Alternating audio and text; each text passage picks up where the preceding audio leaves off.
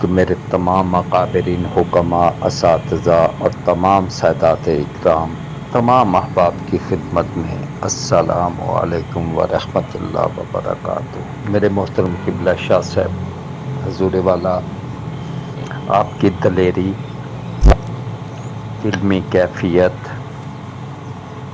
میرا سیلیوٹ ہے جی۔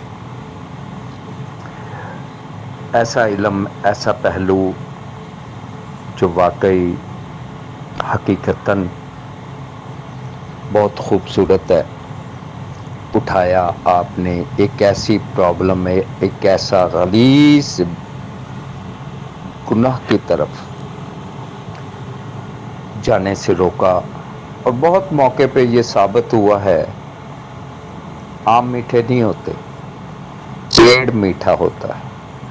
سو آپ کی نظر بندہ ناچیز ایک تحفہ آپ کی توسط سے آپ کی نظر کرتا ہوں، سنکھیا مدبر کرنے کے لیے حضور والا 50 گرام کلائی لے لیں، کلی جسے بولتے ہیں، اسے پگھلا لیں، اسے 3 ڈپ دے دیں اس میں، بس یہ آپ تنکے سے نیچے کرنی پڑے گی، پھر اسے یہ خود بخود اوپر آ جائے گی، کلی اسے اوپر باہر نکال دے گی۔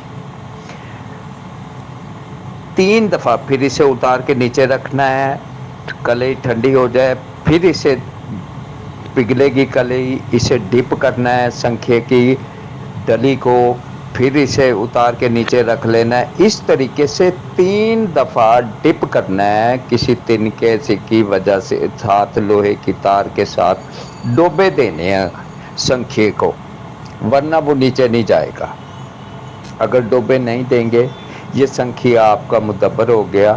اب اس سنکھیے کو کوئی صاحب جو کشتہ دار، بہت سارے میرے اساتذہ ہیں استعمال کرتے، اب اس سنکھیے کو جب استعمال کریں گے تو یہ 12-14 سال کے بچے کو بھی دے دیں، عقل والا بندہ اس سے یہ تکلیف نہیں دے گا، یہ ایسا مدبر ہوگا اللہ کے فضل و کرم سے۔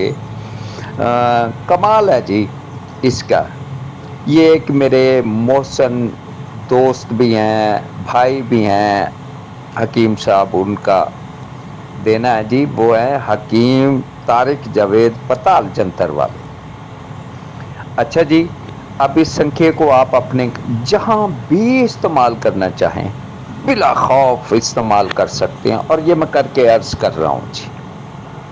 دوسری بات وہ رہی کلائی کی۔ اب کلی میں ایک کمال ہو گیا، ہر دھات کو ایک بیماری ہے، کلائی کی جو بیماری ہے لکوریے کی وہ ختم ہو گئی ہے۔